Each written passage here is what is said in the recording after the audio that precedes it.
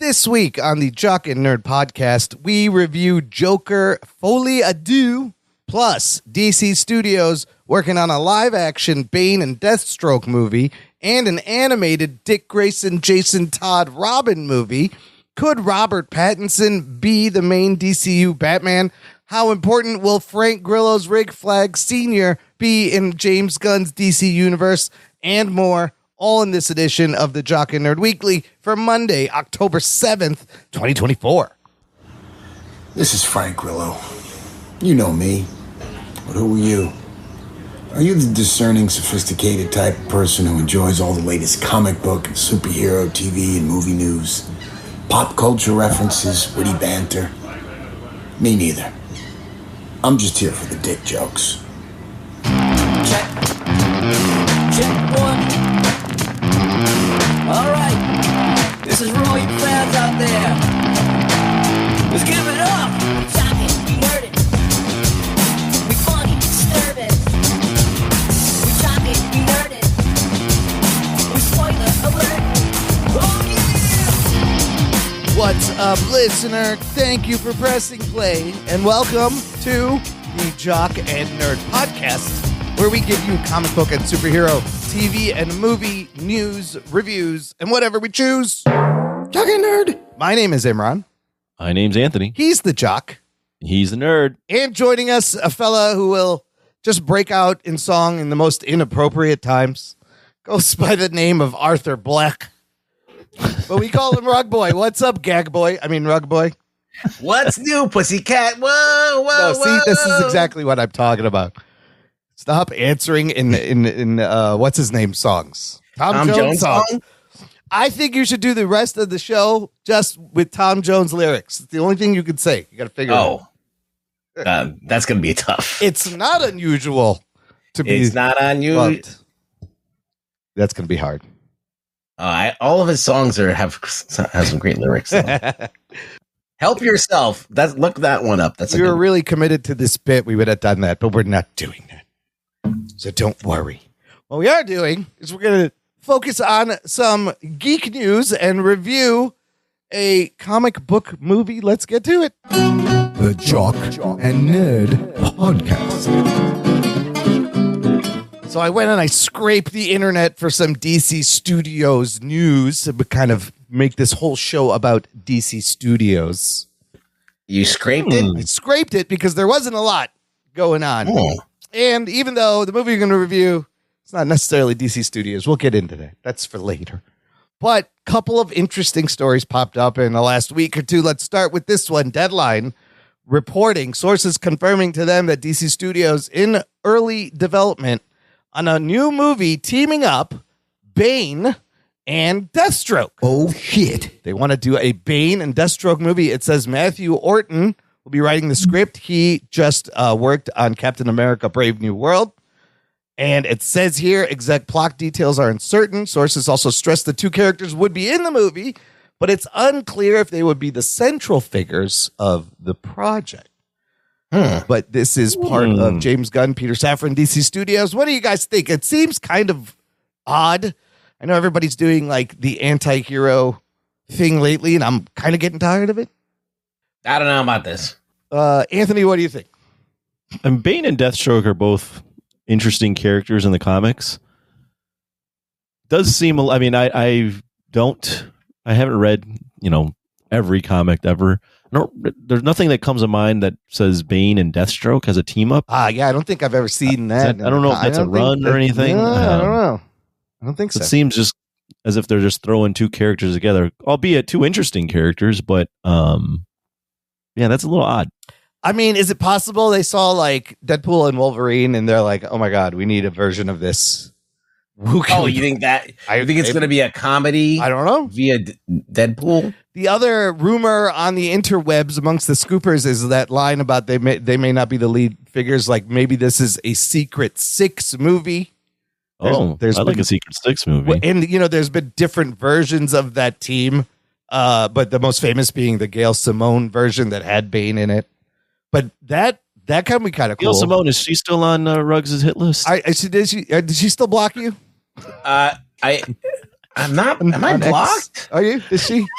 I don't know. I have a new Twitter handle and I haven't really bothered her. Oh, you should pop over and say hello. I just leave people alone now. Ask her what she thinks about this news. I'll leave her alone. Let's talk about, look, we've had 2 live action Banes, right? Of course, Tom Hardy. Pretty good. Yep. Very good. Wonderful. And then whoever that dude was in the Joel Schumacher Batman and Robin, was it? Yep, Batman and Robin. Batman and Robin. Was that a wrestler or something? I totally forgot who that was. It was I don't know silly. who that was? Yeah, they made it to be a joke. It was ridiculous. And we've had 2 live action Deathstrokes. Joe Manganiello for like 30 seconds. That's right. And Manu Bennett. And Manu Bennett on Arrow, that was the great Deathstroke. Yeah, these 2 characters are weird, and I don't know. It seems kind of odd that they're going to do this.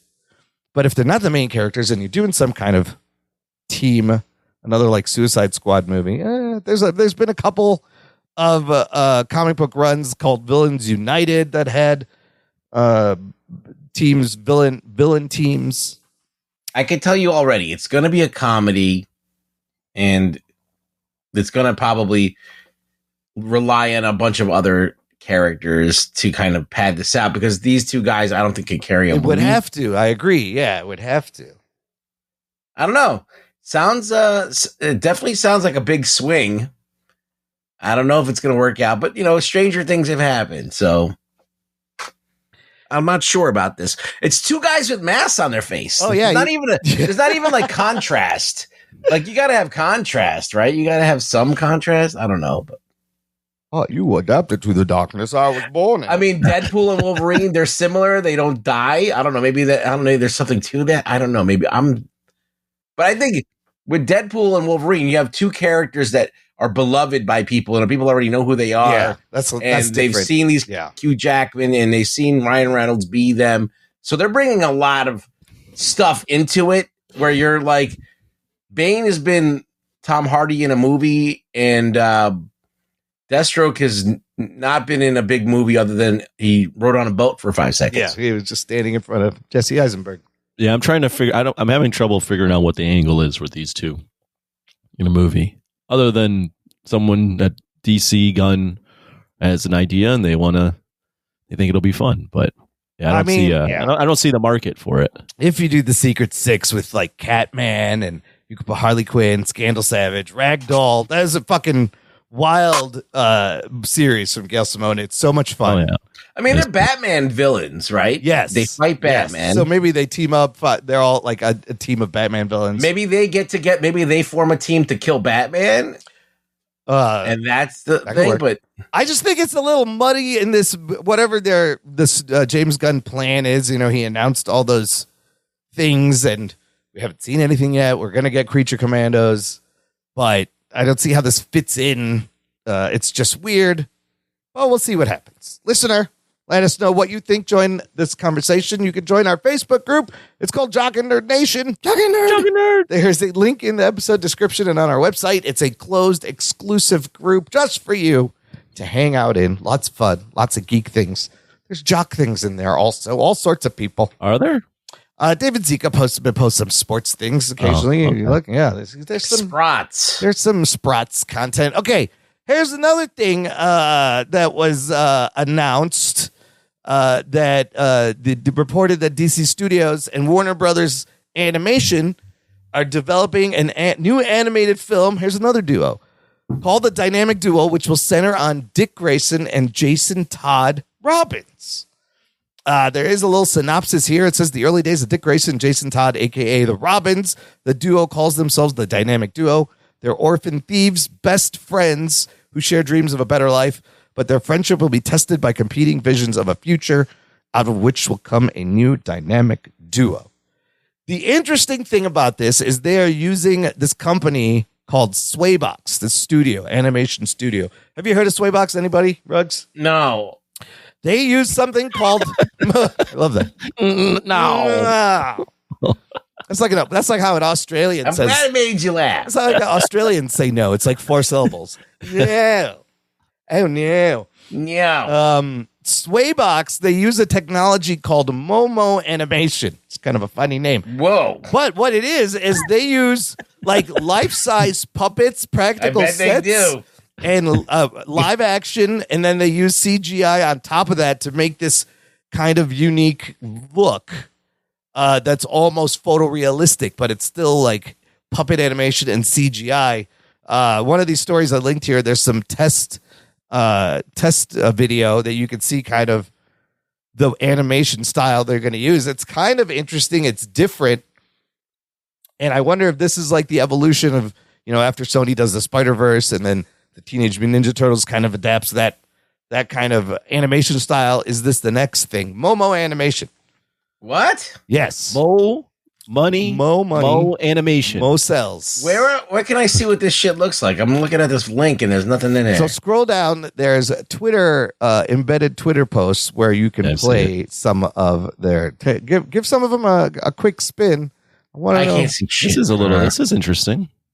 It's very different. It's like it is different. Photorealistic, huge puppets. It's hard to describe.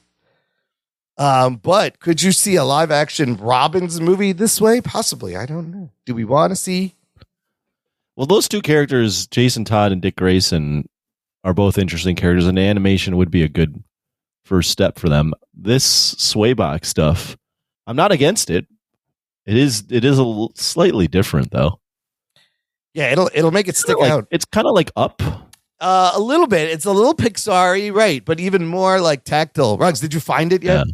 No. Come on, it's right in the bottom of that where it says test reels reveal. Scroll that second. Can you just give me the link to it? Because I'm fucking scrolling everywhere. All I see is fucking. I clicked and I got to another article. In the show notes, right? Swaybox Studios test reels. Go to that link. I'm gonna cut all. Leave this all in. Oh, I just said I was gonna cut all. Okay, it says comicbookmovie.com. Is that the article I'm supposed to look at? Yes. All right, I'm going down, and it just ends. Okay, there it is. It wasn't there before. Whatever. I'm looking at it now. Oh, this looks weird. This is to do this shit with puppets? Yeah, and it looks like they can take 2D animation and then like turn it into 3D kind of marionette puppet, but it's all CGI, but it looks like puppet work. Some of it's kind of creepy, but it is a little weird. Yeah, but it's very different. It's very unique. And I want to see both Robins like this. Well, yeah. And then for the listener, check out Swaybox Studios. But I always thought Dick Grayson and Jason Todd I didn't think they would be friends if they're going with, the canon of the comics. Like Jason Todd was just a dick. Right. And Dick Grayson. I'm offended by this puppet shit right now. Are you? That's true, Ruggs. This CGI will replace you. No, I feel like when you see like a fat guy, a fat suit. Yes, you're as mad this as is Penguin. what I feel like when I see this. This is the same thing as me mad at Colin Farrell at the Penguin. You're mad at Colin Farrell. I'm mad at these fucking. And they're like, Swaybox going to replace me with CGI. I'm fucking anti-Momo. No, but here's the thing. I believe Momo they use actual puppets in the process. Just don't call me a Momo. Big fucking Momo. We don't have a problem. Are you wearing a muumuu? Your Momo? I should wear a Momo. So I think they're going to shoot the puppets and then they embellish it with a little CGI on top. And how come nobody ever embellished me? You could use some embellishing. Where's my embellishment? You've been looking a little rough these days. You could use a little CGI. A little cleaning up there. Great. Put a little de-aging on it. Now that I'm out of the business. Oh, they come up we with can shit. de-age Rug Boy now with this Momo I technology. can have all my teeth back. I didn't think about the Felty society, Felty people. This is kind of offensive to Felties. Of course, you're insensitive to my plight. Yeah, I'm a human. I didn't think about. I mean, I wonder how Big Bird and Oscar and Kermit feel like they're going to get replaced. Yeah, well, and those guys are pulling in the big bucks. Yeah, they have fucking money. Yeah, that's true. Not me. Yeah, we're going to replace. All I got is some bourbon. What are you drinking tonight, by the way? Is bourbon? Yeah, what's in that cup? I got some bourbon. Oh, some bourbon. I got suburban. It's locally made. Anyways, they're making an animated movie. Let's move on to, I got another article. Says here, according to Hollywood insider Jeff Snyder, Snyder. The Snides says Zaslav. Jeffrey, what's his name? Jeffrey Zaslav? Whatever his name is. DC studio head. I don't know. I don't think that's his name. Something Zaslav. He wants Batman to be everywhere a lot quicker, leading to an idea that possibly Robert Pattinson's Batman could become the DCU's actual Batman after what are this the chances that Pattinson signs up for this? That's the problem. If he wants this to happen, Pattinson has to sign up for a multi-year locked-in contract. He barely fucking tolerated doing it this time. I don't think he wouldn't work out. Yes. He didn't give a fuck. Yeah, that's right. Remember, he's like, I didn't even exercise for this. I just kind of showed up. I mean, you really don't need Robert Pattinson. Anybody could be in the suit. It's Matt Reeves and his vision that we really care about. Here's the thing. You can swap him out. Yeah, it really could. I think Pattinson's a pretty good actor. He's a decent Batman. You have it. Yeah, but anybody could do what he did. Pretty much. The thing is, so part of it is James Gunn has planned this Brave and the Bold, Andy Muschietti directing. He's going to cast another Batman. There's too many Batmans. There's too many Jokers. It's all going to get confusing. What Matt Reeves has built, and especially with the addition of the Penguin show, this is a fully realized, living, breathing Gotham universe here now. It's very good, and the Penguin episodes get better and better. It makes me more invested in this Matt Reeves Batman universe. It would make sense to port him over, but it's just if Pattinson wants this to be his life for like 10 years. Yeah, the only thing I would be a fan of them bringing Pattinson over. The only thing that is always interesting when you have Batman is, and this was kind of the thing with the Nolan films, is when he's in his own films and you're doing all the detective stuff and the drama, that really works because, the characters for the most part aren't super fantastical. Right. It's all grounded in realism. Right. When you add all the space and all the superpower type stuff to Batman, it kind of changes the vibe. And I'm not sure with what Reeves is doing, if that necessarily gels with him interacting with a Superman or a Green Lantern or something. They could probably take a different direction in it. Now, we've seen, Batfleck in the Superman movie, Dawn of Justice. We've seen Michael Keaton in the Flash movie alongside other powered people, and that wasn't that crazy. But what if Batman doesn't really get involved physically a lot? Yeah. What if he's the mastermind and just he kind of appears like Dracula, like every once in a while? That would be great. Like he wouldn't, if you do a Justice League, maybe he refuses to join and he's not part of it and he's just doing his own thing. And occasionally, they cross paths. But it's like, does this Batman universe seem like it would have all these powered people? I don't know. No, it doesn't. I mean, don't get me wrong. I like Batman in anything. I love when Batman's written to be smarter than aliens and shit. Like that's awesome. Yeah. The only thing is, at least so far, the universe Reeves has created is very much grounded in reality. And I don't know if it hurts things when you start to introduce, the fastest man in the world to what they're all. Can you imagine like seeing Flash in the Penguin? Yeah, it doesn't cross over very well. I mean, I would, again, this Penguin is a great Penguin. I would absolutely love if it was like the main DCU Penguin. I would have no problem with it. But we'll see how bright colored the Superman is, and it's not really going to mesh. It really is a problem that only DC really has. Yeah, because Batman is such a linchpin to DC. It's like the most popular character, probably even more popular than Superman now, right? Yeah. So he's got a whole universe of himself, and when you do it right, it doesn't make room for any other superheroes. It doesn't make sense that there's other superheroes. So it's very strange. It's a DC problem. Like Spider-Man is like Marvel's flagship character, but he's powered and he's wacky. He can interact with anything. Yeah, he can interact with any. You're right, and then it does kind of make sense to just cast another Batman who is a completely different tone and leave this alone. But I don't know how many Batman. See, what you do is basically you weaken Batman and make him more silly, right? So he can kind of play with the big boys. But it's weird. Like you can't stick Superman in this Reeves universe. By the way, the Gotham in that universe, in the Penguin show, if you remember, somebody screenshot it in the first episode where he asked for Vic's ID and he has it, and somebody zoomed in. It says Gotham, New Jersey.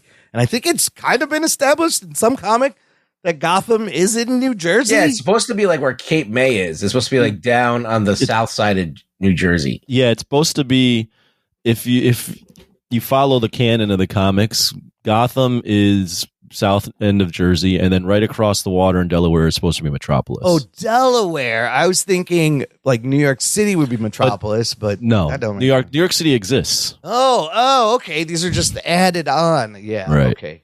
That's how it's written. So it's not consistent, but yeah, for the most part, yeah, that's where they're supposed to be. Well, in the Snyder movies, they were like across the river or something, weren't they? Same thing. Yeah, same thing. Yeah. So I thought that was interesting. I was like, holy shit, it is New Jersey. It's totally Batman Sopranos. So they're right on the money there.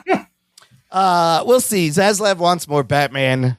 He wants him sooner. More Batman. You know, he's announced Brave and the Bold, but like you haven't heard anything about anything else James Gunn has announced, which I guess is smart, other than Superman, right? All that other shit. I don't know what is happening. If there's any development on that, who knows? This rollout is it's awkward. Very weird. It's clunky. Yes. And we'll talk about, this movie that we're going to review. Does that muddy it up a little? I think it does. We'll talk about that. Okay, one last thing. I threw this in for Ruggs. We've seen the set photos of when they were shooting Superman with Frank Grillo, your boy, Grillo. James Gunn has confirmed that Grillo indeed is playing, Rick Flag Sr., and he's saying that he's going to be very important to this universe. He's in Superman. Rug boy, keep your pants on. He's also an important part in Peacemaker season 2. And it seems like DC is actually going to give Grillo a shot. Marvel had their chance, right? With Crossbones. Yeah, but he's Rick Flag. It's like, give me a break. Rick Flag Sr. Yeah. Even worse, he's not even like an original character. He's like someone's dad. Like, yeah, why are you saying it like it's a good thing? I just feel like they're giving him a lot of screen time. He's going to be in Creature Commando's voice. He's going to be live action. I don't give a shit. Do you think Marvel blew it? Do you think Marvel blew it? With the I offered you a chance to be a cop, and you Marvel. blew it. Because they had him as Crossbones. They didn't fucking do anything. He should have been the Punisher. He would have made a great Punisher. But DC's going to use him however they're going to use him. He could have made a good Catman, or he could have been. I mean, I think Rick Flag is fine. Like this other people he could have been. Rick Flag Sr. So look, James Gunn has said he's a really cool character that Frank has been molding. Speaking of Rick Flag Sr., he says this isn't just a good guy, not at all. We're going to see different sides of this character. He's a complex human being. So I think Frank could bring a lot of fun things to this. And maybe they just make him more important. He's getting more screen time. You should make you happy. Hey man, Frank Grillo's on the new Tulsa King. That's right. He's the new big bad. So it's the Grillo Renaissance. I'm getting my fill of Grillo. The Grillo Sans is coming, Ruggs. Just wait. We will see. It should be. He's almost 69, so it's like. I mean, what are they going to do? Stallone, when are they going to freaking kick in? Stallone can do it. He can do it. He looks way better than Stallone. He's close in age. Stallone's like 78. So yes, we'll see Frank Grillo this December in Creature Commandos, and then in Superman next year. Meanwhile, that CW show, Superman and Lois, the last fucking Arrowverse show, debuts its 4th and final season tonight. Damn. It is a shorter season, and also they had a lot of budget cuts. They let go of all the supporting cast. They fired everyone, so they also switched out one of the sons last season. So I'm looking forward to this. And what? Yes, they changed actors. Which one? Not the one with powers. The other one, the football the Jock guy. Oh. Yeah, they just switched him out. But the showrunner says the final episode will honor the Arrowverse, so maybe there'll be some cameos, some Easter eggs. I love this show. He's a great Superman. So I'm excited for this last season, even though I think it's shorter and they had less money and they had to fire everybody. So I feel bad I didn't watch it, but you can still watch it. It's out there on somewhere, CW. I know, but how many seasons? It's 3 seasons. This is the 4th, and it's probably only going to be like a handful of episodes. But they do, what's his name? The guy who kills him. Doomsday. They do a pretty good Doomsday. It's a pretty good Bizarro. I watched that one. That was dope. And they actually write like really interesting Superman things for him if he had a family. Like it's really good. And Tyler Hoechlin, he's a good Superman. He's a good Superman. That's how you have to say his name. Tyler. Excuse me. That's just his name. So if you're watching that show, 4th season has started. Anyways, that's it for the DC Studios news. Let's take a break here. We play some promos. We're going to come back, talk about the Joker and the Gaga after this. After these messages, we'll be right back. Attention podcast listeners and YouTube watchers. I'm Logan, the host of Mostly Superheroes, a weekly pursuit for the world's best stories with an emphasis on live-action superhero stuff. Every week, join me, PC Mike, The Giggler, Scotty Scoop, and Carrie as we talk MCU, DCU, books, TV, movies, and more. MostlySuperheroes.com is where you want to be. Watch us on YouTube, listen where you get your podcast, and we'll see you Sunday on Patreon. Enjoy the rest of the show. Check out what's been going on with the Pop Culture Cosmos Show and the PCC Multiverse. That is by far my favorite because it's also character driven and the stakes are high and there's much more of a mystery and intrigue to it. A game like Wolfenstein, which people are saying are one of the most socially important video games of the past 10 years. Catch our shows on radio worldwide 7 days a week or at any time on Podbean, Spotify, Apple Podcasts, or on over 30 more podcast outlets. Doc and Nerd. Listener, if you enjoy the show, this is a fantastic time to join our Patreon fan club. Visit jockandnerd.com/Patreon. Jock and Nerd. And you can give back, sign up on a monthly or annual basis, and you get stuff like access to an exclusive podcast feed where the shows come out a little bit early. And there is tons of bonus content, post-shows, movie reviews, instant reactions. You would have heard all 3 of our instant reactions to the movie we're about to review. And Rug Boy threw in, and Anthony had some extra bonus reviews. We will get to those at the end. There's always fun stuff happening. You can join us on our monthly Discord hangouts. This month will be October 17th. Put it in your calendar. We like to jump on Discord and geek out. Lots of fun. And other fun things. Just visit jockandnerd.com/Patreon. We appreciate everyone's continued support. Means so much. Jump in. Be a supporter. Okay, we're here. Let's do it. Joker, Folie, Deux, review. Here's your spoilers. Strap yourselves in, you fucks. Spoiler time. The highly anticipated sequel to 2019's Joker. This is curiously highly anticipated. Really, highly anticipated. I think it was up until it actually came out. A lot of people were had this high on their list. It was going to be something special. I don't know. I don't think the box office agrees with you. But I'm saying it was highly anticipated until it actually came out and word got around. This is curiously, of course, got to mention. You saw it in the beginning. It's a Warner Brothers picture. There's no DC Studios logo. And James Gunn on Twitter recently has made that very clear by answering questions saying it's not a DC Studios movie. And then I also remembered Warner Brothers wanted to start this DC Black series with this movie. Whoa. Yeah, that's racist, first of all. Second of all, I don't think it's happening. I would like to see that. Because I think they have a comic book, like an adult DC Black. Oh, yeah. You see Batman SP? Yeah, right? We saw Batman SP and this and that. So anyways, on Rotten Tomatoes, the first Joker, critic score 68%, audience score 89%. Joker 2, not so good. 33% tomato meter critic score. What did the audience think? 31%. This has been dropping.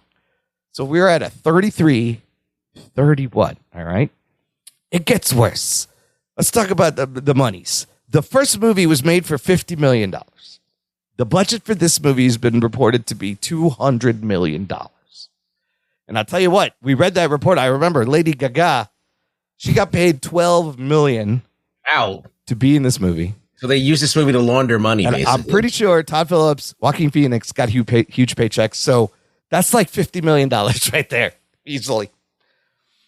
Okay, so again, I have to compare this to the first movie. First Joker 2019 opening weekend opens to $96 million. And of course goes home finishes at $1 billion. It's R-rated, $50 million movie, made $1 billion.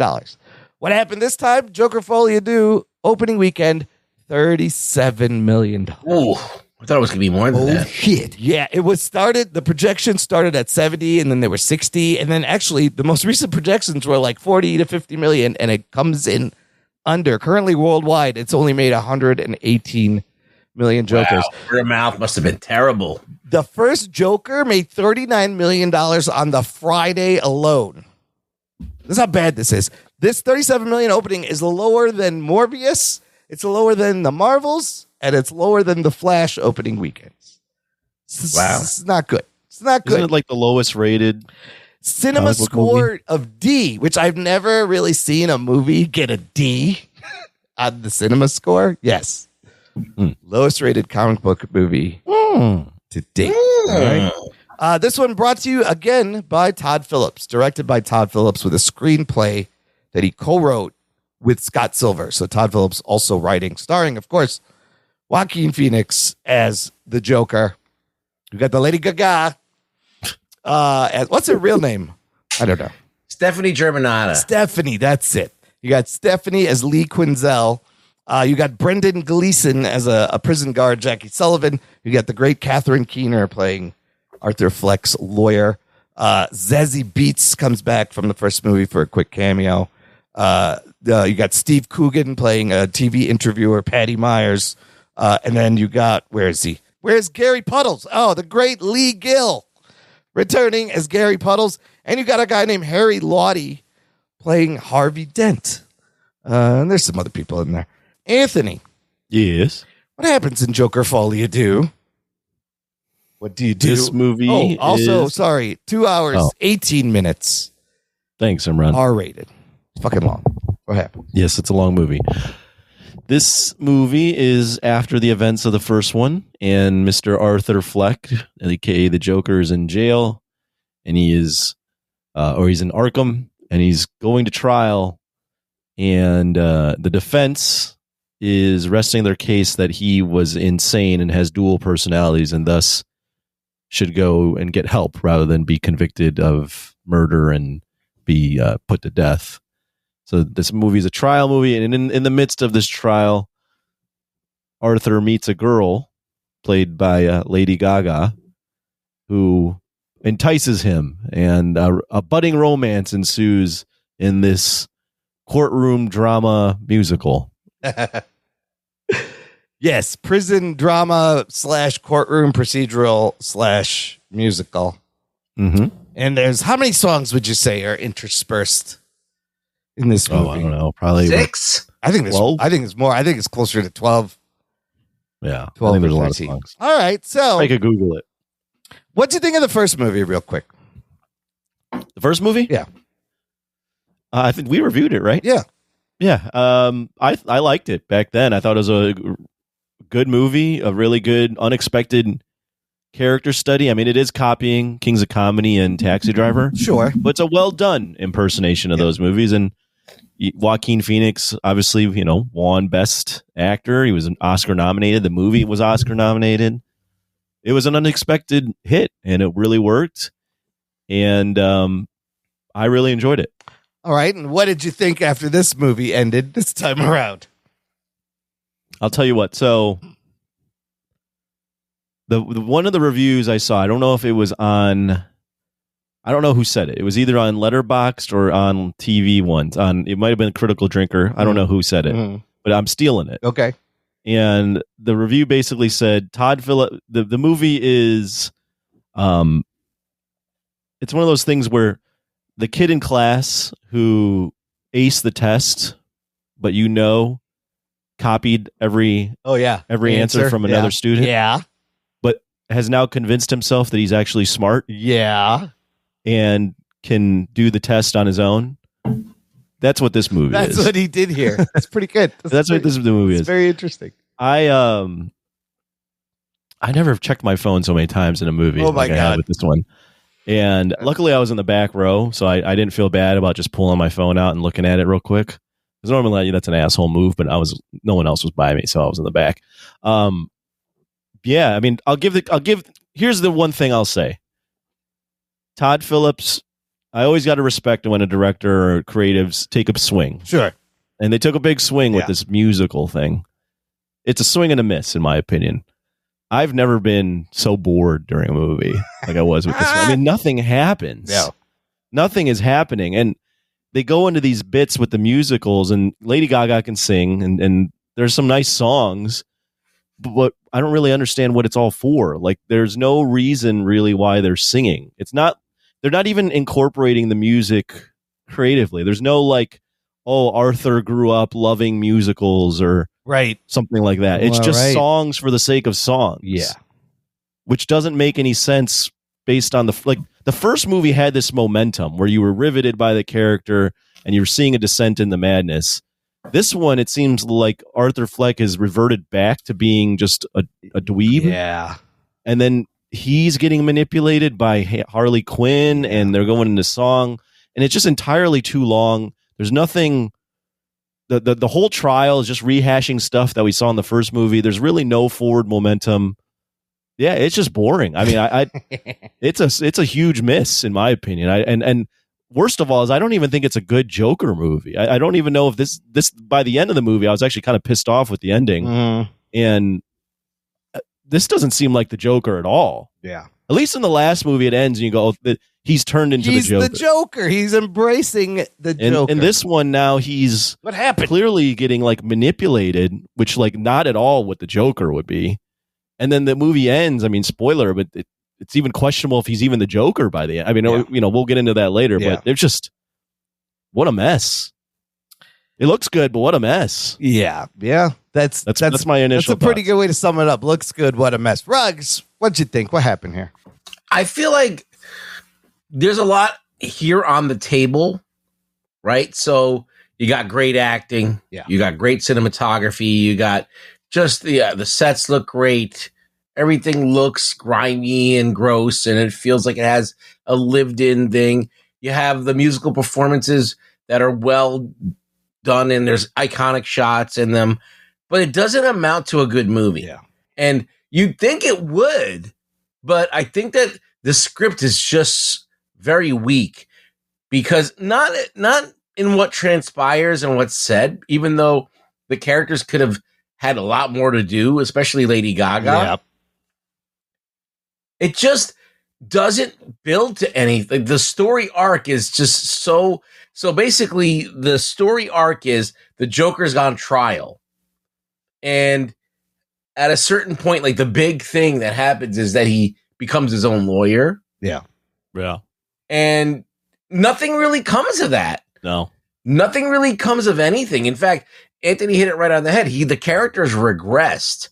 So he went from being this person who was constantly getting his shit kicked out of him and life, like just forgot him. Forgot him. He was just completely overlooked by everyone. And then he finally starts to take agency over himself and becomes a chaos agent, a catalyst.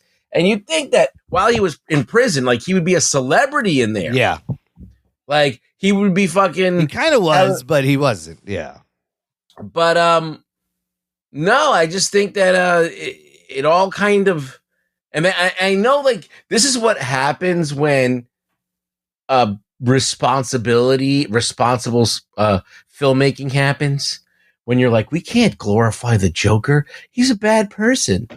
But guess what? I hate to say it and sound like an asshole, but that's what I want to fucking see when I see the Joker. Yeah. I'm going to see a fucking maniac. Yeah. I'm going to see his descent into madness. Don't call it Joker. That's not Joker is a thing that is so unpredictable and so crazy and still manages to always put one over on Batman. Like the smartest guy who's fucking prepared his whole life to fucking take people like, and the Joker's always outsmarting him and causing him a moral quandary because The only way to stop him is to kill him, and Batman won't kill him. Right. So, what is the Joker then? What is anything? Do we just call things Joker and not actually get there? He killed a couple of people in the first movie where it's like, okay, he got his revenge, like, and they were actually, most of these kills were like just right. They deserved it. Like, his mother was a piece of shit. Yep. Everybody's a piece of shit in those movies. So in that movie, so he's not even bad. Like, he's not even like unequivocally bad. Yeah. Like, he still has his kills still have some kind of karmic merit. What you describe, with the Joker you described, that's not Arthur Fleck. That's not. I think that's the point that they're making at the end of this movie. Yeah, he's an idea. He's just the idea that creates the actual Joker. Yeah. Or it's the idea that just gets passed along. So it becomes an urban maybe they're myth. going. Yeah, it's like this urban, like this Joker gets passed along from person to person because it's like an infection, right? I hate that. No, I didn't like it. Yeah, I fucking hate that. I hate that. I think there's one Joker and there's one Batman, and then that's it. That's the way it should be. You can't have an iconic character that's derived from another character. That weakens it. Right. So let's say in the future, like in The Dark Knight Returns, there's a gang of mutants that call themselves the Joker in the style of the Joker. Right. Okay, that works. That's the legacy there. Or the sons of the Batman. Right. Who take on Batman's fucking thing. Or the Robins that take on but you can't have like, oh, the impetus for the real Joker is some fucking lame ass Joker that was locked up in an asylum somewhere, like that shot a guy on TV once. I don't know. I think that weakens everything. But see, at the end of the first movie, I didn't know we were going to go nowhere. I thought we were going to get there, maybe. I don't know, to a place where like this is the Joker that we all know. Mm-hmm. So it didn't get there, and that kind of sullies that last movie. And that last movie was it had a great performance, it had a great story. There's tension throughout the whole thing, and I don't know. I feel like this one, I don't think it's the worst movie ever made. I just think it was a little boring. Yep. I mean, so there's a number of things, like why this movie was made to begin with. We know the first one was supposed to be standalone, but then they saw the monies come in, and now you'd be stupid not to greenlight a second movie, but the movie is entirely unnecessary. My opening thoughts, I agree with everything you guys just said. It is absolutely a risky, ambitious thing that fails on execution. It has great cinematography. The performances are good. The story lets them down. I love musicals, and this just didn't work for me. Like, it's unfocused, disjointed. The music doesn't fit. Unfocused is a good way to point it. It does not add anything. And I love the supporting cast. Like, all that cast was great. But when this movie ended, the first thought popped into my head was like, that was a waste of 2 hours and $200 million. Like, Absolutely. What did I just fucking watch? It's not a Joker movie. It's an Arthur Fleck movie. They recapped the first movie so many times, it's ridiculous. So I was frustrated. I was a little confused. And we'll get to the ending where you're like, what is actually going on? But it kind of seems like Todd Phillips didn't bother him so much that there was like a small group of people saying, oh, you made a movie for incels. The fact that small group of people made Joker to be a folk hero. It bothered him so much that he's like, fuck you, I'm going to troll you. They were so late on that. Like, people were fucking worshiping Heath Ledger as Joker. That's true. I've never seen so many people get tattoos of Heath Ledger. Absolutely. Like, Heath Ledger's being his Joker, in all intents and purposes, is a terrorist. Yeah. This guy just killed a couple people. Yeah, this guy's like not nearly the amount of not nearly as destructive or as much of a chaos agent and so no one, I guess, because he's dead, I guess they can't continue making that character. So here's the other thing I read. Todd Phillips was given complete final cut creative control. There is no executive studio interference. This is exactly the movie he wanted to make.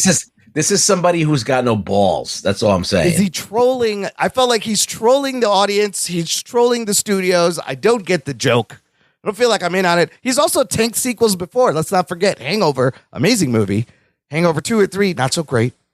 No. There's kind of a pattern. He's a great filmmaker, clearly. Oh, I don't know if he's a great filmmaker. I mean, he's good. He's good. He's got potential. Yeah. I just don't know.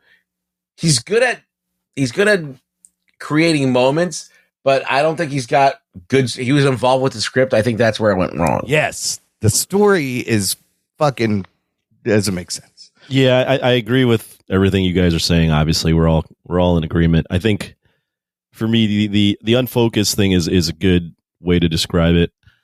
The movie, I won't say it's not one of the worst movies of all time in terms of superhero stuff, because everything is actually well done in terms of what you're seeing on screen. Yep. But I don't even understand. I get why. I get that he wanted to try something and let's go with a musical. Okay, but this movie is just completely different than the first one. Yeah. So I don't even know who you're trying to satisfy, because I mean, you make this musical and you're doing this whole trial thing with no forward momentum or anything, and it's just why who was this made for? I don't even know. I don't know who would even like this. Well, if you just take all the individual pieces, right, and you just say, is this the best musical you've ever seen? No. Is this the best courtroom drama you've ever seen? Is this the best jail movie that you've ever seen? And it's like a love story. Is this the best Joker movie that you've ever seen? And the love story is weak also. Yeah, it's the best love story. No, so nothing is works. working. Yes. Nothing is even working enough to carry this film. That's number one.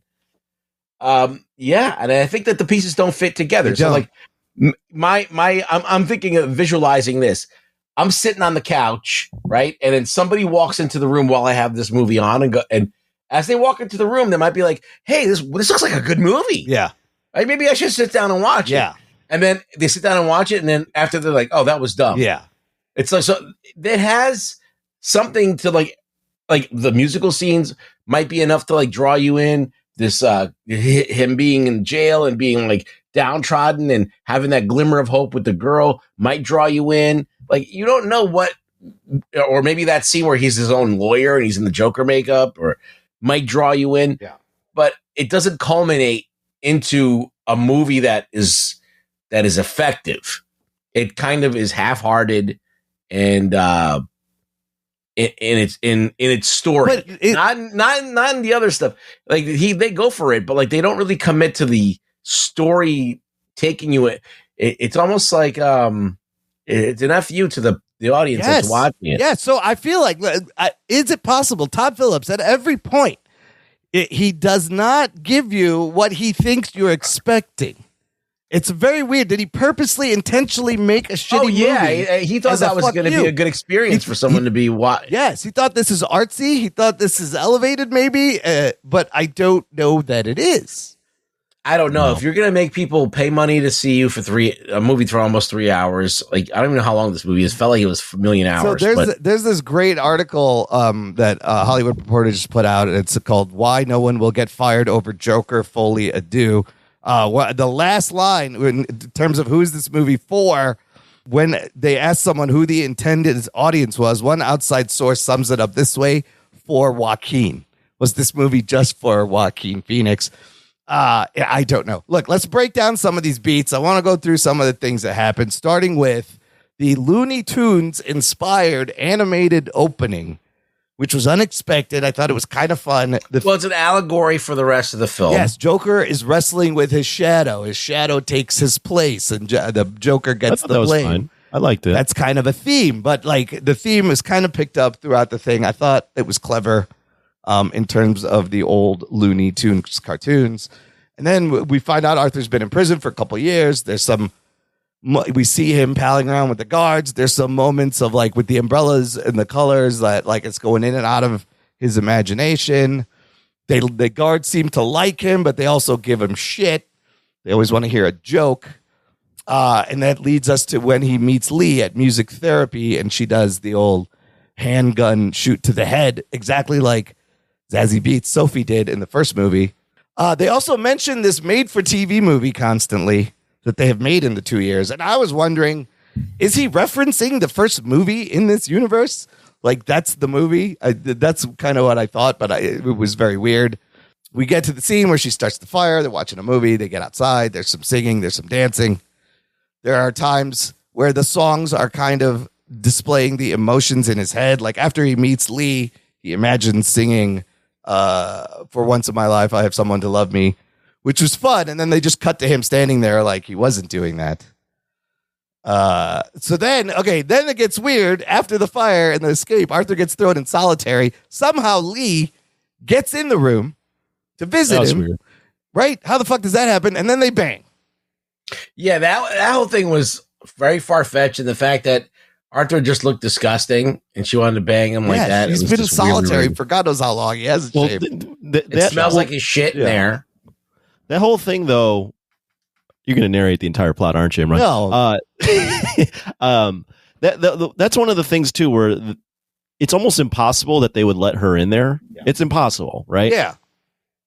And the movie's trying to do the thing it sort of did in the first one, where it's blurring the lines of, is this in his head or is this actually happening? Right. And I think the first movie does a really, really good job of that. Yep. Whereas this one, like, it's just, it doesn't do as good a job of that. It's like there's some of the scenes are very obvious in his head. Some aren't. There's scenes like this where you're like, what the fuck? Some of them, and some of the music is in his head, and some of it they're actually singing, I guess, like right. on the TV interview where he sings to her. The whole just music thing is just, I just don't get. I mean, the only cue for the music is he meets her in the choir, but like, I don't understand why the rest of the movie they're folding into music. I don't know. It seems to be just filler and padding. Well, I do think the fact that he has these visions or these dreams, these like lucid dreams while he's awake, and since he met her in that setting and the singing is what brought them together, I think that it's an expression of his happiness, but it's not used as effectively as it could have. No, visually, like he starts singing and there's whatever, but I think they could have done more with the visuals and actually told some story with it, or like gone somewhere with that. Like maybe like they see a future and then I don't know. It's just weird. I mean, there was some of that, but I thought the musical scenes were just okay. When they're not 200 million good. No, when it's all black backgrounds. Like, again, I told you I love musicals, and like those was better than some of the other parts, but even those parts, I feel like he wasn't entirely confident in how to shoot. I wonder if they spent like $200 million in cigarettes. Oh my God. This movie made me want to smoke cigarettes so much. Me too. Dude, when he's sitting there with that long ash in my head, I'm like, ash your fucking cigarette. Ash, what are you doing? It's so long. Will somebody ash that? Will you please ash the cigarette? It made my OCD go crazy. There was a moment in the movie where I perked up and I went, oh, maybe it's getting good. And it's the scene where Ruggs mentioned where he takes over and becomes his own lawyer. Yes. But then that whole thing doesn't really pan into There was anything. nothing to that. And when that happened, I was like, oh, now we're getting somewhere. So how we get there, there's a little bit about Lee where she tells him a lie about her past, that she grew up in the same neighborhood and her parents abused her. She burned her house down. That's another thing, though. She's manipulating him, which is fine, I guess, because, you know, Harley's always been portrayed as just a toy of the Joker. But this is not the Joker. So this is still a pathetic guy. And also she is a Joker fanboy, right? And I feel like she kind of represents that audience, the fanboy, fangirl audience. And she's in love with the Joker, not Arthur Fleck. We find out. I don't know. No, I really don't. I don't see the first Joker as being a fanboy movie. I think the first Joker was a movie where we wanted to see the real Joker, and we got something else. Yeah, but we were like fine with it because it was so well done. Right. That Joker movie was not a Joker movie to me. It was a Scorsese film. Right. Yeah. With the Joker face paint, with a Joker-like character. Maybe the problem was he couldn't find any films to fucking rip off this time, and but I just don't understand this. All of this stuff is so like all of this film criticism is lame. Yeah, it's fucking lame. I can't stand it when they go, well, you know, they were promoting a bad thing or whatever. Or the fanboys wanted to see the Joker, and then he didn't show it to them, and he's a genius. Go fuck yourself. All you did was rip off Scorsese and slap Joker in there. Yeah. That's it. Yeah. And it was fine because we haven't seen a Scorsese film like that in a while. Like he's been making other kinds of films lately. Yeah. So it was cool to see that, but I don't know. I just feel like all of this posturing of like, should we make a Joker movie? Are the fanboys the problem? Get the fuck out of here. The fanboys are the people who pay the money. They're the people who show up. Give them the Joker. Let him cook. No, they let him cook, and this is what he cooked up. I will agree. I think the best scene in the movie is Joker interviewing, questioning little Gary Puddles. That was great. I love that he puts on like a Southern drawl, like he's a simple Southern lawyer. And that whole Gary Puddles scene was probably the best scene. That was a good scene. That was a good scene because I think that's the best scene in the movie. It is. It's easily you do the feel best for scene. Puddles in that scene. He's like, you were the only one. It doesn't to make really fun of lead me. to anything. No, and then, yes. But actually, no. What? Shut up. Actually, it does. Sorry, I'm lying. I mean, it does actually make Arthur realize that the Joker is kind of a bad persona for him to take on. Oh yeah. So he does kind of like realize through that scene, but it's not really executed all that well. And it doesn't give you, like Rugg said, it doesn't actually give you what you want because it doesn't lead to him becoming the Joker. Right. It actually leads to him not becoming the Joker. Yes. Well, that happens because after that part of the trial, I guess he gets raped and beaten, and then he hears the guard Jackie Sullivan strangle. Where did he get the rape from? I don't know. What are you talking about? People were saying it was implied, but all really we saw when he got dragged into the bathroom and they took his clothes off, they just beat him. I didn't think they raped him either. Oh, I don't know. But people are just throwing that in there. Like I didn't see that. Did they say something? Is there a line? No, some reviews and recaps of like that part where he got beaten and I don't know. I think he got beaten. I didn't think he got raped. I think it's too questionable to even.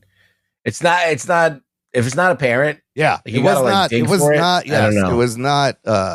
It was. So I don't know. I think people are reading in. Anyways, he hears the other inmate get killed. He remembers the first movie, and then the next day, his closing argument is, "Oh, it was me. It was Arthur. There's no Joker," which pisses off the Gaga. Lee storms out of the courtroom. And this is where shit gets crazy as they're reading the verdict. This whole ending is wild. A fucking bomb goes off. And, okay, my first fucking issue with this is you have this Harvey Dent character who is very bland and generic. Oh, yeah, that was another issue I had. He's such a charismatic character in the comics. Yes, this guy was totally boring. Yeah. And then after the bomb goes off, they made it a point to pan by him, and there's like a little bit of blood on the side of his face. I'm like, what are you doing? Are you trying to set up fucking Two-Face? No. It's not scarred. It's just a little bit of blood. Don't worry, there'll never be a sequel to this movie. That's never going to pan out. And there's another thing people are thinking is a connection that's never going to pan out. So the bomb goes off. Arthur escapes. Some Joker fanboys help him escape. He finds Lee. We find out before she lied. She's a psych student, but she also says she's pregnant from the one banging in the solitary room. And when he confronts her, she's like, no, I'm out. I was into Joker, not Arthur.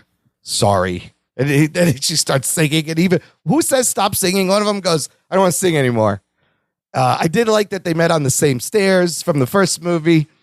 So he gets captured, returned to Arkham, and then there's this inmate that you've seen kind of throughout the movie, kind of looking at him. He doesn't have a name. He's just called Young Inmate. They tell Arthur he has a visitor. He walks out. The guy follows him. He's like, you want to hear a joke?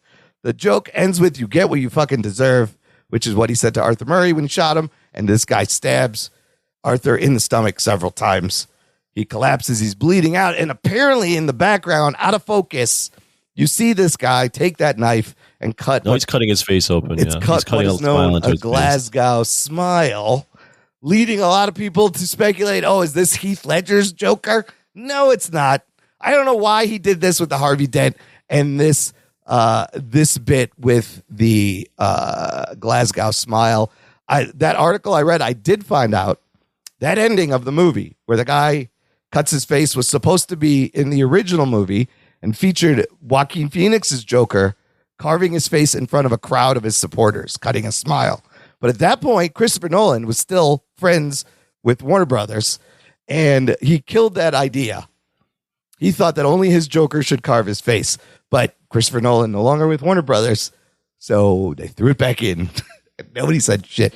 Again, nobody said shit about gave him any notes on this movie. He got to do the movie he wanted to do.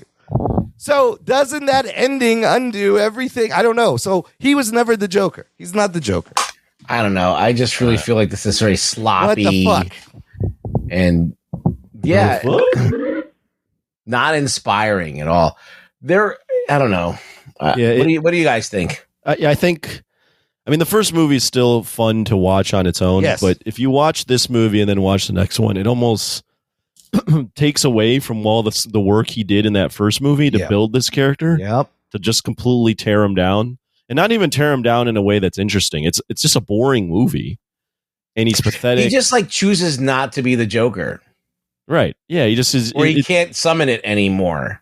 Right. And whereas the first movie was it's this character that's been overlooked, has gone through a lot in his childhood, has the only way he's been able to deal with it is he's this descent into madness, and he's finally let go of everything, and he's crazy, and he's embracing chaos, and he's inspired people because Gotham was in a shit place, and now he's just back to normal. Yeah. And then by the end, all these events make him realize that there is no Joker. What? I don't understand the arc there. No. The reality of what would happen is that he gets thrown in jail after committing these murders, but then he still knows that the outside world is fucking loving him, and he's got disciples. He'd be running that jail, right? You would think he'd be running the jail. People in jail would probably be all up in his shit too.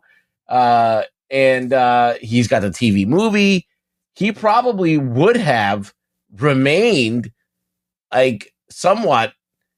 He wouldn't have just sunk back into that Arthur character to be this meek individual again. I don't think he would have. But this is intentional on Todd. This is what Todd Phillips thought. It feels like it doesn't feel natural. That's all. Yeah. He just all of a sudden, it doesn't feel like the normal progression of this character, let alone the fact that you're slapping the Joker lipstick on it. That's not at all the Joker. So you've got two things going against it. But hey, Todd Phillips took a big swing. This is what he wanted to do, apparently. And it's just not a very enjoyable movie experience. No, it's boring. Look, you can say that there's a conspiracy theory, that there's a bunch of people that are against this movie. But at the end of the day, you make a movie that is not really going to win anyone over. If you're a romance fan or a Joker fan or a Scorsese fan, whoever, or a fucking musical fan, Anthony fucking Roman Polanski going in there. Roman Polanski going in there.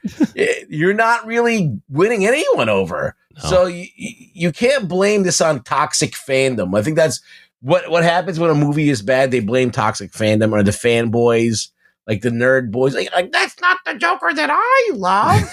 And that's the weakest straw man.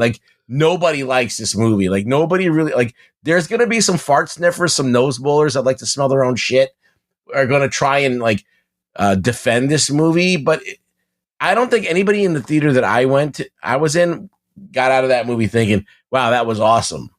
No, they were I guess it was all right.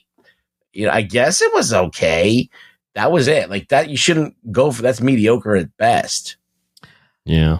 Let's talk about the song choice. These are a lot of songs from the 50s, 60s, 70s, older songs, like When the Saints Go Marching In. I was excited about the musical parts, but they kind of let me down. Was there any one of them? You got a song list, Imran? I do. So we have What the World Needs Now. Burt Bacharach is Love. Will the Circle Be Unbroken? I don't know that one. When the Saints Go Marching In, repeatedly they kept saying that. That's Life. That's a great song. Sinatra's That's always Life. Get Happy. I've Got the World on a String. That's Entertainment. This from a musical. If My Friends Could See Me Now. When You're Smiling. You know what they didn't put in here is the fucking Joker from, what's that band? I'm a Joker. I'm a poker. I'm a midnight toad. That should have been in here. For Once in My Life. To Love Somebody. They Long to Be Close to You. Another Burt Bacharach. Gonna Build a Mountain. Dancing in the Moonlight. If You Go Away. My Life by Billy Joel was in there. I don't remember that. We Three, My Echo, My Shadow, and Me. That kind of reiterates the opening animated thing. Fly Me to the Moon. And then there's a song called Folie Adieu by Lady Gaga. How many songs is that? One, 2, Did you ask the question earlier, you son 11, of a bitch? 12, 13, 14, 15, 16, 17, 18, 19, 20, 21. That's about 20. That's a lot of songs. Wow. I thought it was too many. At one point, it was like every 5 minutes, somebody started singing a fucking song. I was like, they should have kept it under 10. This is too much. Sure. They shouldn't even have done the movie. That's the takeaway I movie have. is Is there unnecessary. wasn't actually a good script here. Yeah. So it's as if they're putting lipstick on a pig. There I actually really feel isn't bad any for meat Lady to this. Gaga because She's good in it. At least Joaquin Phoenix has got some wins. Yeah. But every movie that Lady Gaga's in, except for that one with The Star is Born is their The only Star is big Born hit. has Yeah. been fucking shit. Look, I thought she was good. She didn't have a lot to do, but she was good. She sings better than Joaquin. I know he was Johnny Cash in that movie, but I didn't care for his singing. I mean, she manipulates him. Yeah. She's a cunning character. Like it's good. But yeah, I mean, there just really isn't. There actually isn't. The problem with this movie is there actually isn't an interesting story to tell. No. So there's all this fluff and the songs and great sets and really well shot. But They don't at go the end of the together. day, there's not actually a story here that's No. riveting. Yeah, it's like you tell this epic story, and then what happens? He goes home and has a sandwich. Yeah. Like it's like the most mundane ending. Even the dialogue, like you don't learn anything. and if No, you it doesn't don't really add learn anything to anything. The dialogue isn't interesting. Again, the courtroom drama, a good courtroom drama is like you find out things throughout the courtroom drama and Something's it's kind of- revealed, yeah. Exactly. It's more escalated or somewhat, the courtroom drama in this is just rehashing what we already saw. I know they keep going back to the first movie. We know he killed all these people. Right. I don't need to keep I guess hearing about I guess the mystery was because coming out of the first movie, one of the mysteries was this all in his head or did it really happen? Yeah. Well, clearly, by doing this courtroom drama, you take away the mystery of that. Yeah. Everything happened. Yep. So now you've actually taken away a discussion point from the That's true. first movie that That's was true. interesting. Oh my god! I thought the Joker was gonna twist all his words and find some way to get out on a loophole. I thought it was at least he was going to do the thing where he throws the acid in Dent's face or or gas the something. audience, maybe with some Smile-X or some shit, something. Well, I was just relying on the Joker product, like the Joker alkalites out there that were going Right? to There were, fucking like do who something. set off the car bomb? So that was his. Well, then he Joker runs fans. away from them. That's even Yeah. When they get him, I'm like, oh shit, he's with his gonna people. embrace it again. Yeah, and then he like runs away. It just Yeah, it don't make any it's sense. not a good Joker film. It's not even a joke. It's not Joker. He was never the fucking Joker. That's the joke. I don't know what the joke is. I don't get it. Maybe that's the joke. If the first movie was the setup to a joke, this is the I really punchline. think what he's going for is that the Joker thing is a virus and that gets passed along. Yeah. But that's not even done. In my opinion, there's many more ways to tell Yes, that kind of better. story more interesting It's not. than the way it's told here. No, it's barely implied. It's a throwaway. It's afterthought. So the Red Hood is something that gets passed to person to person. I was thinking about the Red Hood and that origin from Killing Joke and how fucking brilliant that is. And the first movie kind of starts like that, a failed stand-up comic, and then he's got to take a job from the mob to make some money, and things go bad, and then he gets fucking pushed in the acid. It's fucking great. You know what else I kept thinking? You know what's a better movie about two psychotics falling in love and embracing the madness? As I kept thinking of Natural Born Killers. Like this is like Natural Born Killers on Valium. Like a really boring version, but that movie does, and it has great music. Back in the 90s when they made movies because they fucking wanted hell. to make The them movie- and fuck everybody. We should review that at some point. Anthony, have you ever seen Natural Born Killers? I have not. Oh my God, I would be so curious to see why you think about that movie now. It was controversial when it came out. It's awesome. Yeah, but movie. they let Weinstein was like fucking make it. Yeah. He had balls. Well, but that's what Warner Brothers. what he's doing with his balls, I don't It's know. what Warner Brothers did with Todd Phillips. They were like, "You make your fucking movie. We can do whatever you want," and this is what he fucking gives him. And he's their guy. Like he's a Warner Brothers guy. So and that article That's the thing. I mean, right? Is sometimes you want at the end of the day you want the directors to make the movies they want to make. So it's good that he made the movie that he wanted to make. It's just not that good. There's a movie called Funny Games. Oh, that is a great movie. And he tried to make a Funny Games with the Joker. Oh, you think so? The Funny Games is a movie where every time that the people have a chance to escape something, like they do the opposite thing that they should do. Yeah, and so it just frustrates you to the point of like you want to just throw your shoe at the movie. Yeah, that's how I felt. This was like a watered down version of that. Okay, so let's talk about this. Does this put more pressure on James Gunn's Superman? Because since the Batman came out in March 22, these are the movies DC has the stench of failure on it now. Yeah, this is not a DC Studios movie, but they put out Black Adam, Shazam 2, The Flash, Aquaman 2, and Blue Beetle. And now that's what people are associating, even though this is not even an Elseworlds, it's not a DC movie. So you have a long run of shitty movies. Yes. James Gunn has a lot, his work cut out for him with this Superman movie. Anthony, do you think this will tarnish the brand, or people they don't care? I mean, DC's done enough to tarnish their brand. I think here's the thing about the brand and all that stuff. It can get redeemed as long as you make a good film. Right. I'm going to say one thing. Whereas Marvel is a more cohesive brand, DC never was. Right. No. And so people don't really associate the DC universe. That's true. Like every film is an individual thing. So any film has the potential to be good. Like I think that, yes, there's a negative connotation to DC movies now. They've been shitty, but I think if all of a sudden there's another Batman Matt Reeves movie, that could make serious bank. Like it could, because it's not just about it's not about the universe or the brand being associated with the universe.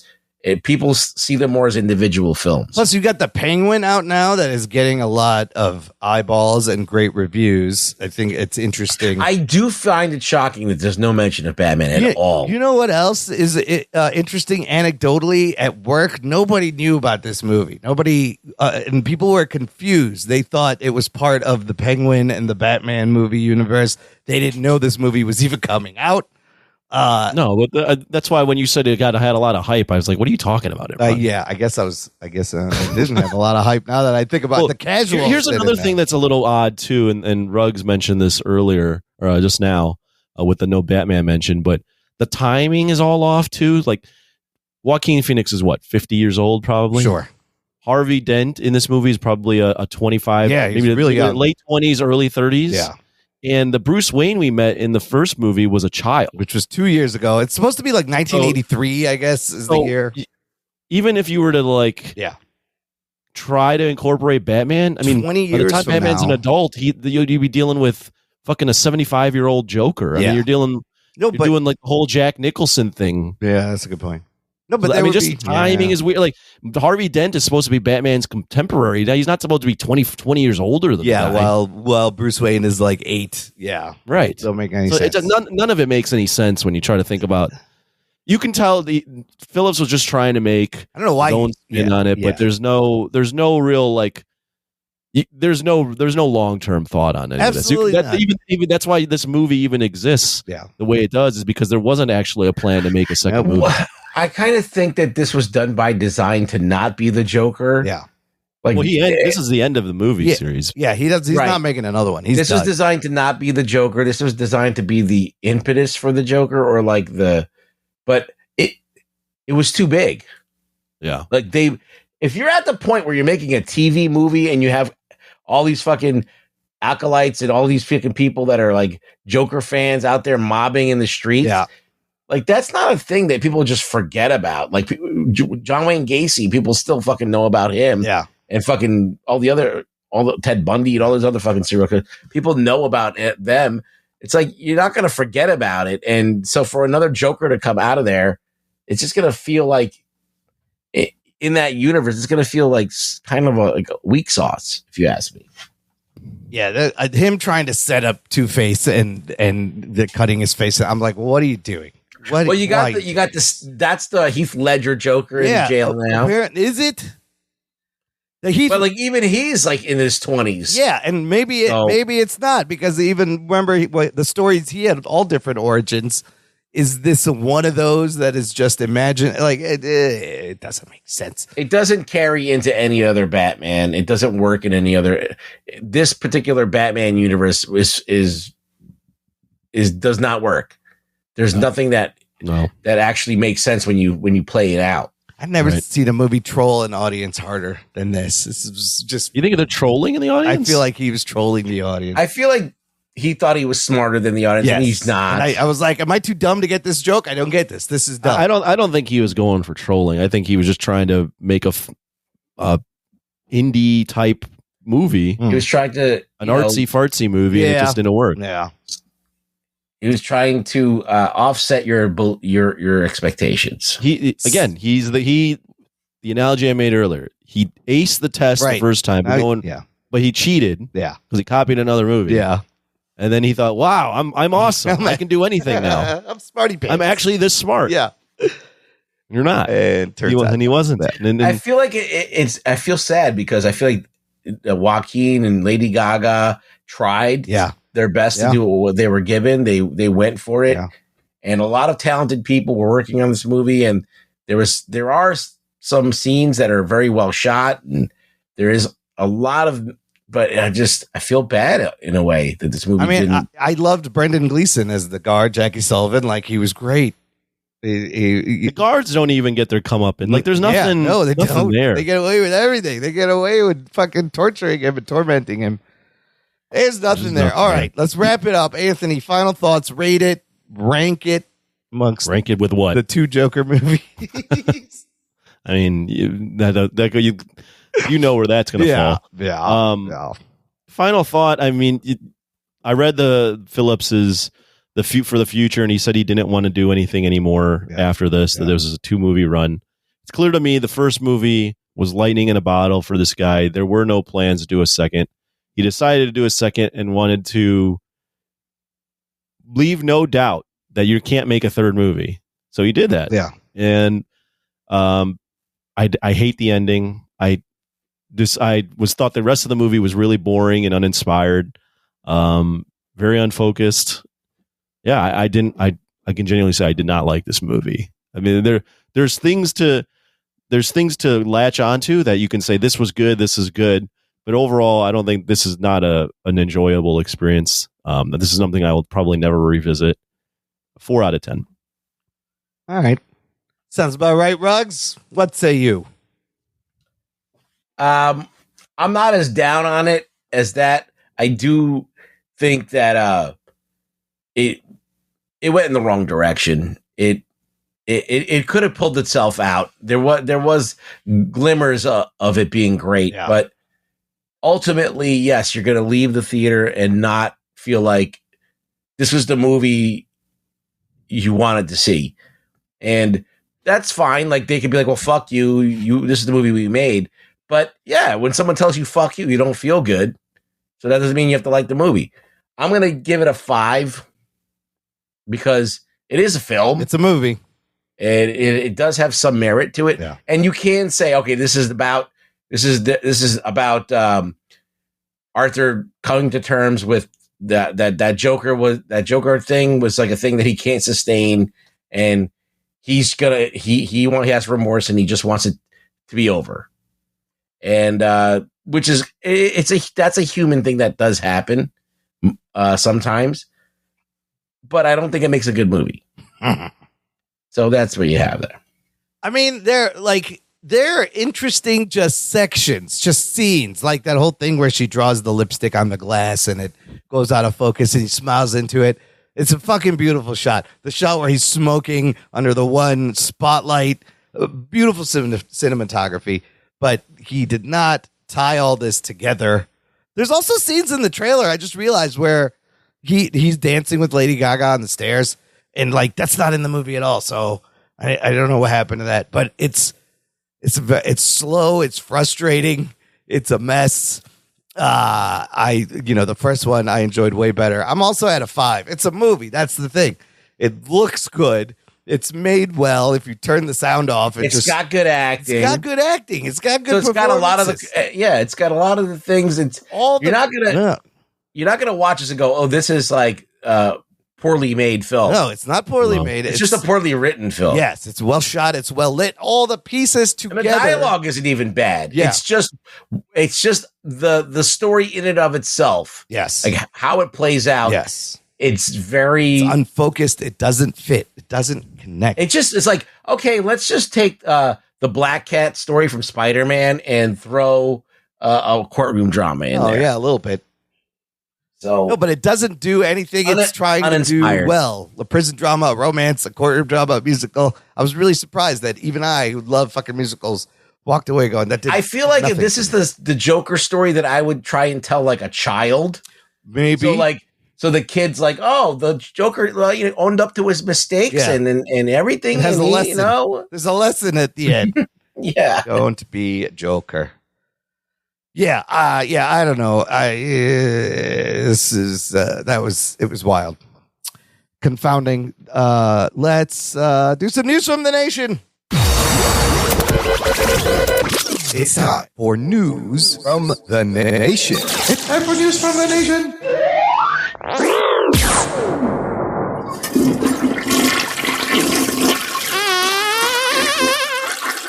It stinks. It stinks. It stinks. Hey, was that a balloon? You have a balloon with you? Weird. My asshole's very tight. Wow. I just got one comment from Daryl K about the movie. And it's because of hemorrhoids. And you could take Preparation H. Screams for that. It's clogging the hole. Daryl K says, I get the impression that this potentially headed to a what the fuck happened episode, but I didn't hate it. And I mean, I guess I don't know how you enjoy this movie. It's definitely what the fuck happened would be fascinating because we went over a little bit, but yeah, you watch this and you're like, whoa, what the fuck happened? And there are things you can, I don't know. If somebody, there are some people who like this movie, I guess too. I would like to talk to them to see where their head is at because wow. All right, let's slide into what are we watching, fellas? Agatha, all along. Episode 4, are we caught up? Can we do a 3-part harmony? I'll go high. I'm already high. So down the road. Down the witch's road. Okay, I'll give you. No, we're doing 2-part harmony. 2-part harmony. I will. Yeah. I'll give you a quick synopsis. I could do this real quick. Can you? Yes. I don't know. I don't trust your synopsis. Real quick is relative in the 3 world. minutes. We learned Mrs. spoilers. No, a quick synopsis would be 40 seconds. Oh, no. Give me a couple minutes. Mrs. Hart is indeed dead. We learn in the opening. They bury her. They need a new Green Witch. And fucking Aubrey Plaza pops out of the ground where they buried Mrs. Hart. I was very excited to see Aubrey Plaza back because I was like, where's Rio? We haven't seen her for 2 episodes. She was hanging out with Jem, and now she came here. Jem and the holograms. So she's their Green Witch. They're down the road. They see a house. They have to do another trial. This one focused on Alice. I guess each of these trials is going to focus on a certain witch. The last one was Jen, potions. This one is Alice, and they have to stop this curse. And there's a demon, and there's a musical number, and they rock out and defeat the demon. Barely an inconvenience at all. This trial goes by very quickly. We get another version of Down the Road. And then they're shooting the shit, hanging out. Agatha and Rio almost kiss. And then Rio tells her that boy is not yours because Agatha is very motherly towards the teen who got injured. And he asks about her son, and she doesn't want to talk about it. But they're about to kiss. And then she says, he's not your boy. There, see, that wasn't bad. That's essentially the episode. Yeah. Wow. We were really close to getting some finger blasting in a Disney show. I know. I was getting excited. I was like, oh, they're going to make out. Yeah, who say we don't like lesbians? And didn't happen. We love it. Anthony, what'd you think of episode 4? It was all right. I mean, I still am just more, Agatha's just not my thing. Yeah. It's not really a show I like. That said, I'm not saying it's bad.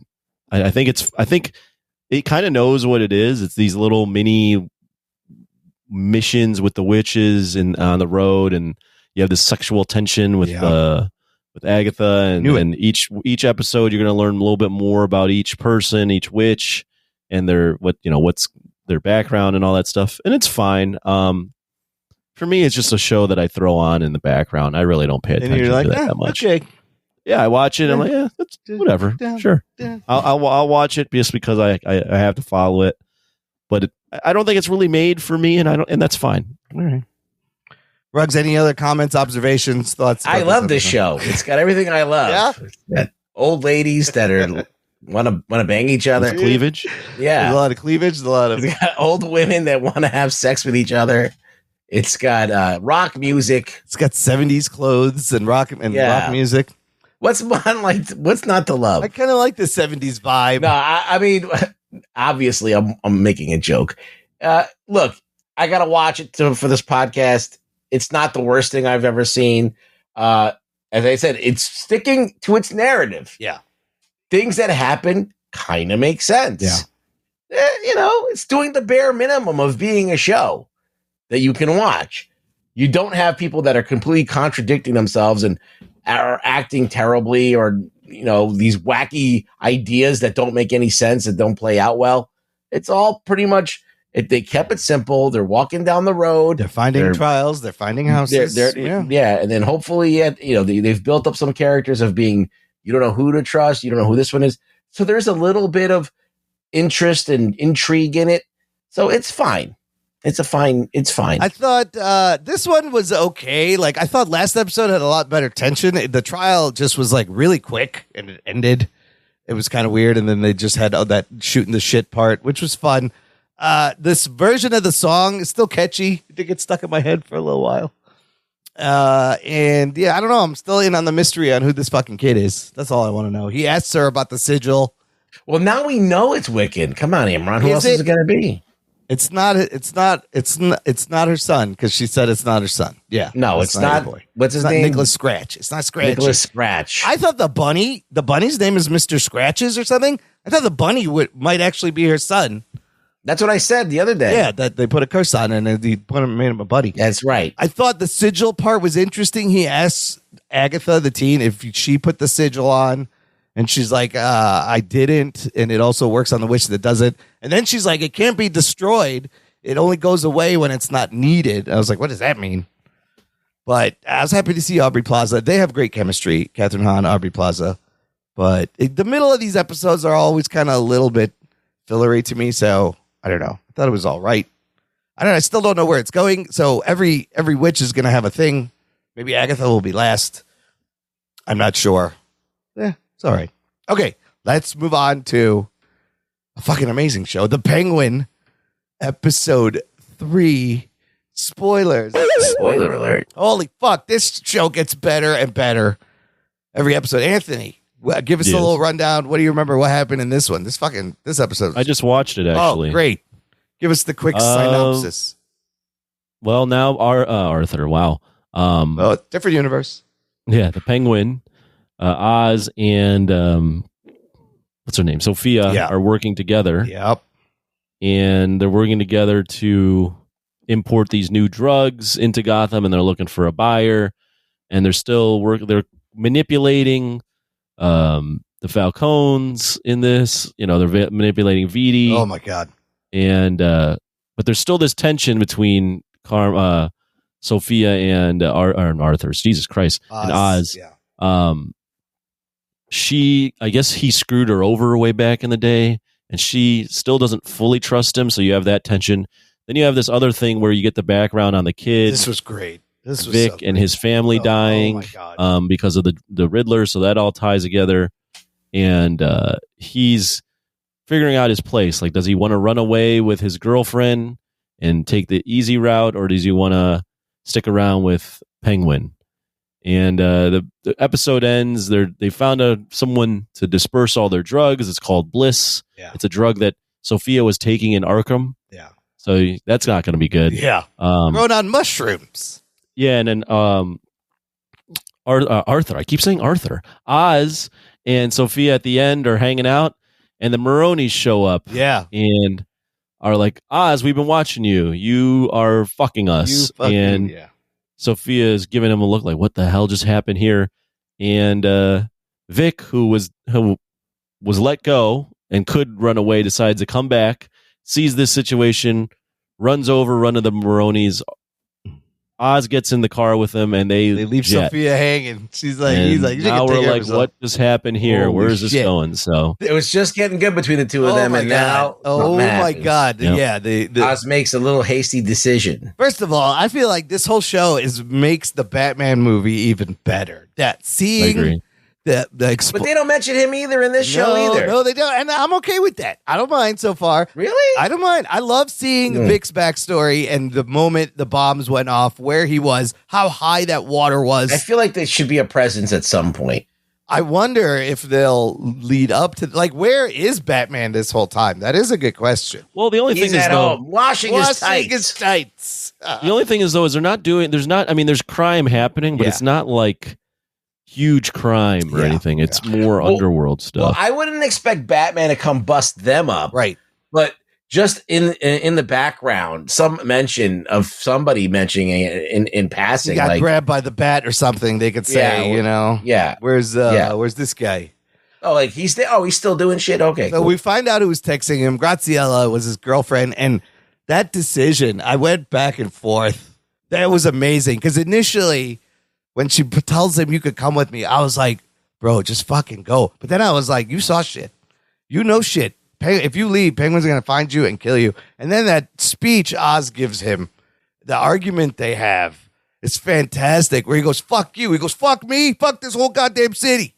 He's like, you want something better? I gave you everything. I'm giving it to you right here. All you got to do is take it. You're free to go. You do whatever you want. I was like, fuck, what do you do? And he turns around. I also like that Vic goes, my dad would be ashamed of me. Yes. But wouldn't his dad want better for him? Vic wants he wants more. He wants And more. him and what's cool is him and Arthur, are bonding and all that. Oz. And I mean, Oz. Arthur. I keep saying Arthur. Yeah, because we were talking about because Arthur. I have that stench of that fucking movie in my I head. gotta forget about that movie. Yeah, him and Oz have bonded. Yeah. I still enjoy all the little stuff, the little conversations they have where he goes to Vic, you're getting your forehead grease on the window. Yeah, when he's leading. There's another food conversation where they're at the restaurant or whatever. Like, there's always a food conversation in every episode. I like when Oz, that little part too where the waiter finishes his steak fritas and he goes, no, he was talking. Yeah, he goes, let him finish. And then, let him finish. Yeah, that's great. Like, he feels so protective over him.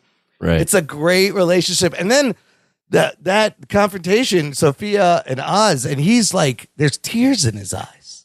He's such a master. Yeah. But the thing though, and that's what gets him at the end, is he's weaving so many webs and lies that he's just getting caught up in his own bullshit. Yeah, because what's her name shows up. She's watching. He's going to Maroni. the triads. The Maroni shows up, and now Sophia's gonna be like, shit. Oh, and the whole Johnny Beatty plan, fantastic. To walk in on him while he's fucking the boss's wife was fucking great. To make him, so he makes the call. The triads are in. Also, another article speculated, like, the mushrooms and the psychoactive drugs. Are they alluding to maybe the scarecrow, maybe poison ivy? You got plants involved. You got psychoactive drugs involved. But this fucking Colin Farrell and Kristen Milioti continue to they're just great. be amazing. What a fucking good show. Yeah, I like it a lot. It's good. Yeah. I'm trying to do that John Bellotti thing. It's fucking awesome. Yeah. Yeah. That's really good. There you go. I'm going to be sad when this show ends because I am just enjoying visiting Gotham, New Jersey every weekend. What else? I think, it's fucking good and it's moving. It's paced well. It's shot well. You care about these characters. This is how you do. You see this, Todd Phillips? This is how you do a fucking spinoff. Son of a bitch. Yeah. All right. That's All it. right. Anything else? Oh, Anthony, you posted a Patreon thing. What'd you watch? I did. I watched the Mr. McMahon doc. I mentioned it last week, but I posted my review after I watched the entire Give us a quick review. Well, you have to listen to Patreon. No, it's good. It's you have to. It's made for. I listened to a couple. So Bill Simmons and The Ringer, they made it. I listened to a couple podcasts after about it, and they tried to make it so that Imran's like wife or like anyone could watch it. That's what I heard is a hardcore So wrestling it's very fans a hardcore wrestling know all fan this. probably wouldn't like it as much, but for those that don't watch wrestling, even someone like me that watched it but didn't know all these things, it is an interesting story. You can tell that the piece was going to be one thing, and then all this stuff happened with Vince McMahon that's made it a completely different show by the end. So you don't get a ton of like new info at the end, but he is an interesting guy. Vince McMahon's a really I can't believe that he's strange guy. He's in it, and he's in it. Yeah, and so I started watching the first episode, and it was really good in the whole story of how he got it from his father and how important Hulk Hogan was, how he found him. That was great, and I do. Yeah, it is pretty interesting. Yeah. Yeah, and I listened to your Patreon. You watched the first episode? Yeah, I'm going to watch the rest of it. I listened to your Patreon review where you recapped all the episodes, and it sounds like I want to know about these stories, like the Montreal screw job or whatever you said. Oh, yeah, that's a riveting one. I did know about the Owen Hart thing also when he died, oh, so I super remember. sad. But I love shit like that, so I'm going to continue. Hey, man, I might watch this too. I'm going to continue watching, yeah. It's interesting because there's a lot of like, it's a half a Vince McMahon story and then half a history of wrestling WWE. So the old footage is fantastic. Also, so much fun to see that. Oh yeah. And there's a lot of wrestlers. I mean, there's a ton of big name wrestlers that are on the thing. So it's pretty decent. Terry's in it. That Hulk Hogan, by the way, anything that guy says, you can't believe. You have to take what a great. Yeah, exactly. You get that feeling. They're like, you're just full of shit, bro. He's that I think he's said so many lies in his life. He's been doing promos his whole life. Yes, yeah. I don't think he really understands. He knows what reality is. I don't think so. All right, yeah. So, but a lot of these guys actually, that's a thing I pointed out in the Patreon review is you're dealing with pro wrestlers that's here. The gig. So every time they talk, you always have to take you have to always like keep one eyebrow up because you're like, are they working me right now? Yeah. Do they their whole life is just this like work. It blurs the line, right? Between their character and who they are. I always find pro wrestling to be one of the more interesting phenomenons because in a sense, it's kind of like movies, but they have live audiences and they're trying to play it up like it's real, but then the audience knows that it's fake. Yeah. But they still react like it's just a weird, there's nothing else like pro wrestling in terms of like live entertainment like that. You have athleticism mixed with soap opera drama, and it's all live. And even Hulk Hogan is like that one fight with the Iron Sheik. He's like, I didn't tell him what I was going to do. I was calling these moves on the spot. And so sometimes they really are just improvising. It's fascinating. Yeah, it's weird. It's a weird art form, that's for sure. Ruggs, what you got? What'd you watch? I watched The Bricklayer. Okay, which is a movie that they tried to do like a beekeeper. Like, here's a weird job. So it's about a guy who retired from being an assassin, and they have to. Now he just lays bricks. He's a bricklayer. He just works. He's a bricklayer. He's really just a bricklayer. He's really laying bricks. So they has to come out of retirement and go fucking into a fucking intrigue and track down a rogue assassin. That's all I'm going to say about it. It's is it a good movie? It's a Netflix movie, and it's not even a good Netflix movie. Rennie Harlan directed it, and this is the guy who directed Cliffhanger, Cutthroat Island, and well, don't say Cutthroat Island. But, I mean, One Kiss Goodnight, Die Hard 2. So this guy has some chops, but I don't know. This movie it's sad. It's a sad film. I watched it. If you want the review, check out the Patreon. Speaking of Two-Face, you got Aaron Eckhart in the lead there. Aaron Eckhart is there. Two-Face is in there. Yeah. And Nina Dobrev and Clifton Collins Jr. is in it as well. I would say that Batista movie, the Killer's Game, better. It's slightly better. Oh my God, it's that bad, huh? Wow. Yeah. Okay. Then I watched The Living Legend, Stallone, in his TV show Tulsa King, where 3 episodes in right now, season 2. And if you don't remember what happened last time, Stallone gets out of jail, expects the mafia to take care of him, but everybody's changed, positions, and it's not the same mafia that he remembers. And they tell him to fuck off, and they send him down to Tulsa to go start something over there. So, fish out of water, Stallone goes into this redneck town, and he starts doing his mafia shit, and hilarity ensues. I mean, or whatever ensues, like fucking people getting killed ensues, all that type of shit. Smoking weed with the kids. Yeah, he's smoking weed. He's doing all kinds of crazy shit. So now So he fucks like a federal agent. Yeah. That was like tracking him, but unbeknownst to him, this girl was a federal agent, and he bangs her before then. And now, like, I think as a woman scorned, she fucking called the cops on him or something, and he ends up like getting arrested. So the beginning of this is like him trying to get out of being thrown in jail. So he's trying to. He's a court date. He's got to figure out this, and that, and then. Also, he's getting into all kinds of the weed business. He's getting into all these different things down there to make money. He's got the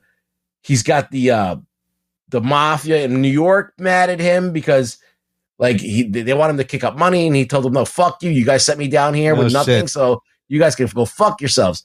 So he's got the New York mob mad at him. They're sending a contingency of their mob after him. Oh shit! And who is the boss of that mob? Who could it be? Who could rival the Italianness of Stallone with the badass gravelly voice? It's none other than Frank Grillo. Rugs, you got a show with both your boys, Stallone and Grillo, together. I jizzed in my pants. Holy shit! And they've only had like 1 second of screen time together, but hopefully the next episode will make it more. If they kill off Frank Grillo really easy, I'm going to be mad. I want him to stick around a little bit because, you know, Stallone makes quick work of anybody who fucks with him in this show. He fucks up everybody. So, I'm watching that. I've got to go back and finish the first season, but it's not a great show. Fun. It's Martin Starr. It's not really funny. It's not great, but it's just like it's like if Penguin was more lighthearted. Yeah. Lighthearted Penguin. Yeah, there's some comedy. I mean, it is better than. I mean, you said this in your review. Remember Schwarzenegger did that Netflix show Fubar? Oh, that show was horrible. So bad. Fubar is fucked up beyond recognition. It's a lot of fun to watch Stallone in this show being this guy. Like it's a fun show. I'm gonna go back. It's got hues of Sopranos. It's got hues of Breaking Bad. Yeah. It's kind of like if you took Sopranos and Breaking Bad and rolled them together. Added more jokes, you get this show. Yeah. Because you had like Ozark, which was like that too. Yep. But this is like a more lighthearted. Yeah. It's still like serious, but like it's in the vein of Stallone. It's like a Stallone persona. It's not like it's like a Demolition Man or like a Stallone movie where you're watching Stallone being Stallone, like a Cobra. Yeah. No, it's fun. It's entertaining. I would recommend anybody check it out. I think you will get hooked. It's and he still has the swagger. Yeah. Even though he's fucking old as hell, he still has the swag. All right, there you go. Check it out. All righty. That'll do it for this week. Then everyone, Ruggs, where can the listener find you online? Rug Boy Show.